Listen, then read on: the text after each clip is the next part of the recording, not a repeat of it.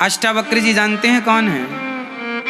कहोड़ पुत्र अष्टावक्र। अष्टावक्र गीता बड़ी प्रसिद्ध है, जैसे श्रीमद् भगवद गीता है ऐसी अष्टावक्री गीता है। ये अष्टावक्र जी कौन थे?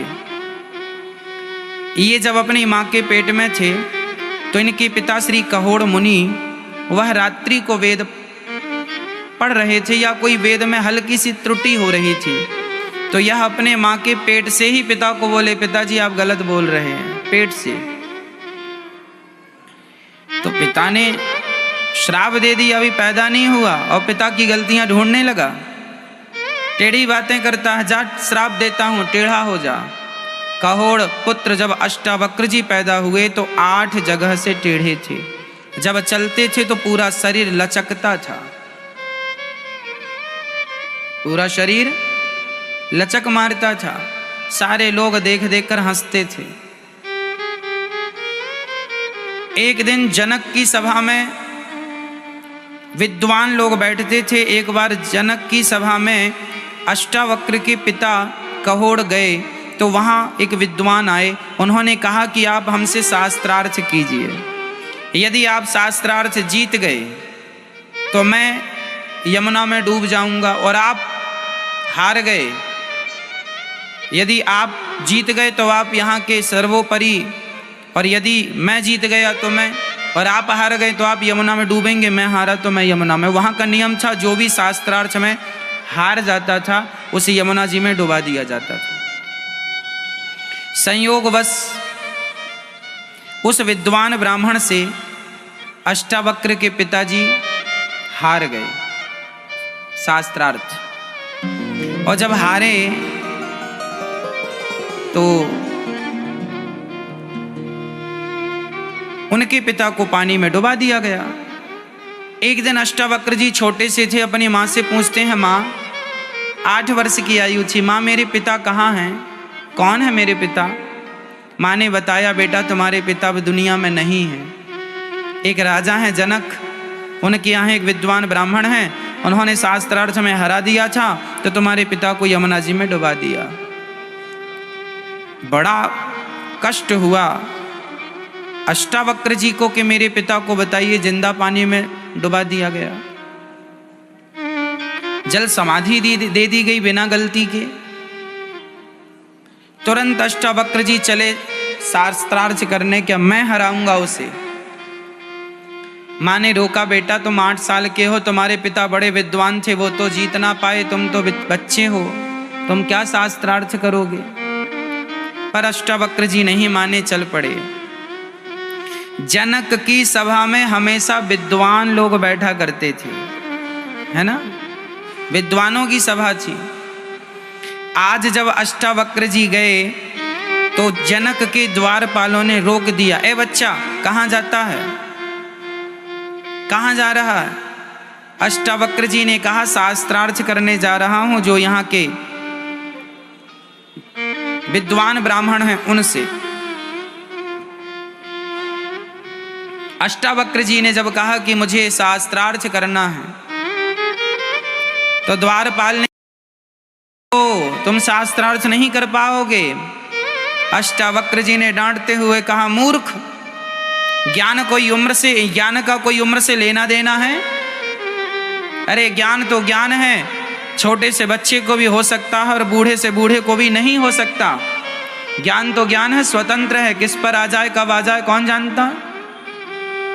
कई लोग पढ़ने लिखने के बाद भी उतने ज्ञानी नहीं होते, उतने समझदार नहीं होते जितना एक अनपढ़ आदमी समझदारी का परिचय दे देता है। तो ये ज्ञान किस पर आ जाए कब कृपा हो जाए कोई नहीं जानता, इसलिए तू मुझे मत रोक। वह द्वारपाल को लगा ये बालक कोई सामान्य तो है नहीं। अष्टावक्र जी चले। जनक की सभा सजी थी विद्वानों से। अक्सर जनक की सभा में विद्वान बैठा करते थे। आज जब अष्टावक्र जी आए तो अष्टावक्र जी ऐसे ऐसे लहराते हुए चल रहे थे ना, तो जितने सभासद थे अष्टावक्र जी को देखकर सब ठहाका मार मार के हंसने लगे। हा, खूब हंसी उड़ाई, खूब हंसे। अष्टावक्र जी को देखकर जनक की सभा में जितने विद्वान बैठे थे सबकी सब ठहाका मार मार के हंसने लगे। जब सब हंसकर चुप हो गए तब अष्टावक्र जी हंसने लगे। अष्टावक्र जी खूब हंसे। जनक ने कहा महाराज ये सब क्यों हंसे ये तो मुझे पता है, आपका टेढ़ा शरीर देखकर, पर आप क्यों हंस रहे हैं? अष्टावक्र जी ने कहा जनक जी मैंने सुना था तुम्हारी सभा में विद्वान बैठते हैं, पर आज आकर मैंने देखा तुम्हारे सभा में सब मोची बैठे हुए हैं, केवल मोचियों की सभा है ये। अब जितने ब्राह्मण विद्वान थे सब को आपत्ति हुई है, बालक क्या बोल रहा, हमें मोची बोल रहा है, हमारा अपमान कर रहा है। अष्टावक्र जी ने कहा जनक जी पूछिए इन ब्राह्मणों से, इन विद्वान ब्राह्मणों से कि ये मुझे देखकर क्यों हंसे, क्यों हंसे? मेरे शरीर को देखकर हंसे ना, किस पर हंसे? मुझ पर हंसे या मुझे बनाने वाले पर हंसे?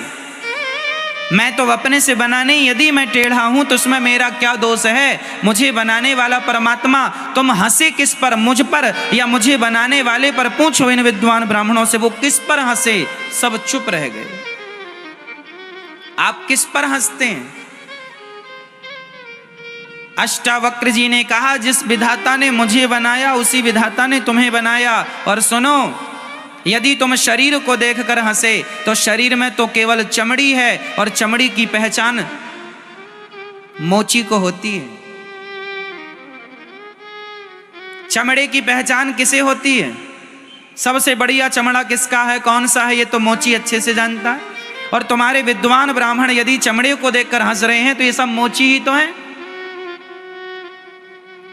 यदि मुझे बनाने वाले पर हंस रहे हैं तो मुझे बनाने वाला ईश्वर है, वही जिसने इन्हें बनाया, तो ये क्या विधाता पर हंस रहे हैं?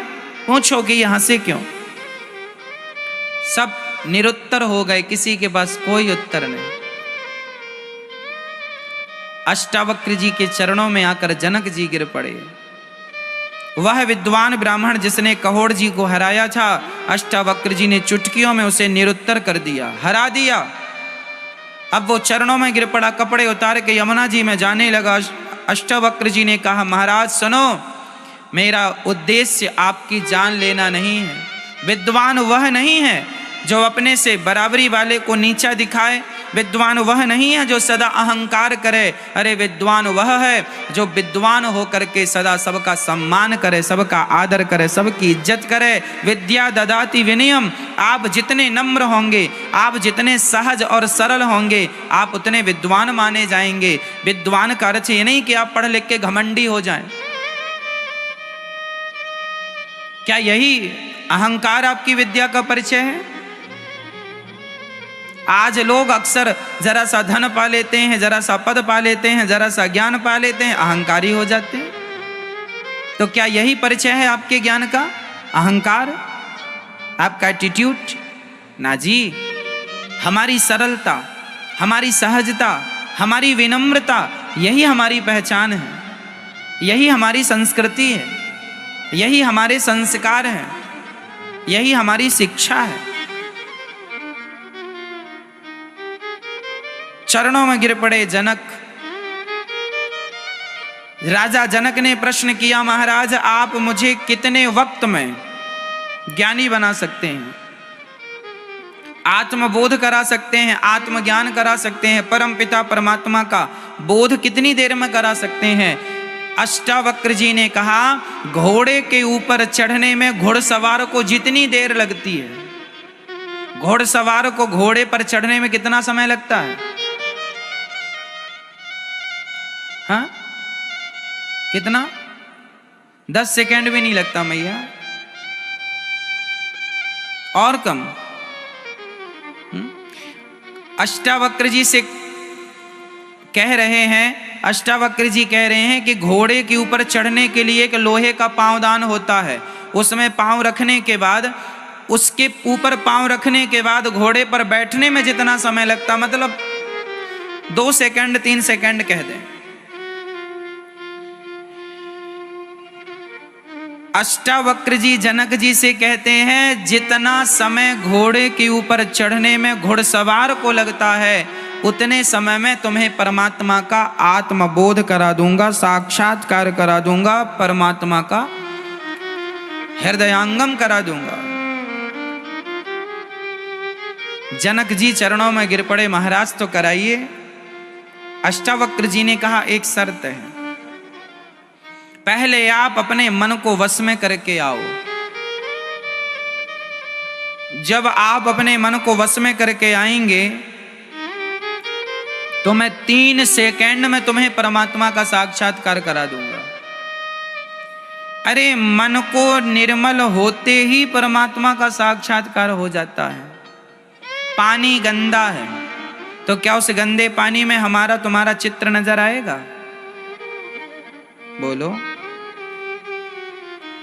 पानी को शुद्ध होना पड़ेगा ना, पानी साफ होगा फिर उसमें आपका चित्र, आपका प्रतिबिंब दिखाई पड़ेगा। गंदे पानी में आपका चित्र नजर नहीं आता तो गंदे मन में परमात्मा का चित्र कैसे दिखेगा? मन जिस दिन निर्मल हो जाएगा उसी दिन भगवान दिख जाएंगे। पानी जिस दिन निर्मल हो जाएगा उसी दिन आपका चित्र उतर आएगा। और केवल निर्मल नहीं, बहते पानी में किसी का चित्र नजर नहीं आता, ठहरे हुए पानी में चित्र नजर आता, आपका प्रतिबिंब। पहले के लोग दर्पण में, शीशे में अपना मुख नहीं देखा करते थे क्योंकि दर्पण का आविष्कार नहीं हुआ था। उस जमाने में पानी में अपना मुख देखा करते थे। हाँ या ना? बहुत पुरानी बात, हजारों साल पहले दर्पण में पानी में अपना मुंह देख लिया करते थे, जब दर्पण का कोई आविष्कार नहीं था। तो पानी, बहते हुए पानी में चित्र नजर नहीं आता, पानी को स्थिर करना पड़ता है। पानी ठहर जाए, पानी स्थिर हो जाए तो उसमें आपका चित्र नजर आता है। पानी निर्मल हो और पानी स्थिर हो, उसी प्रकार मन निर्मल हो और मन बिल्कुल शांत हो, उथल पुथल बिल्कुल ना हो। मन शांत होगा तो परमात्मा का साक्षात्कार हो जाएगा। ईश्वर के दिखने में कोई विडंबना नहीं है, कोई देर नहीं है। लोग कहते हैं भगवान नजर नहीं आते। अरे भगवान तो उसी दिन नजर आएंगे ना जब तुम्हारा मन निर्मल होगा। हम निर्मल मन नहीं है, भगवान दिखते नहीं है। निर्मल मन जन सो मोहि पावा, मोहि कपट छल छिद्र न भावा। ये अष्टावक्र गीता के वचन है। रामचरितमानस भी यही कहती है। अष्टावक्र जी भी कहते हैं, अष्टावक्र जी कहते हैं मन की निर्मलता, मन का एकाग्र होना अति अति अति आवश्यक साधक को। इसलिए चाहिए कि मन को निर्मल किया जाए।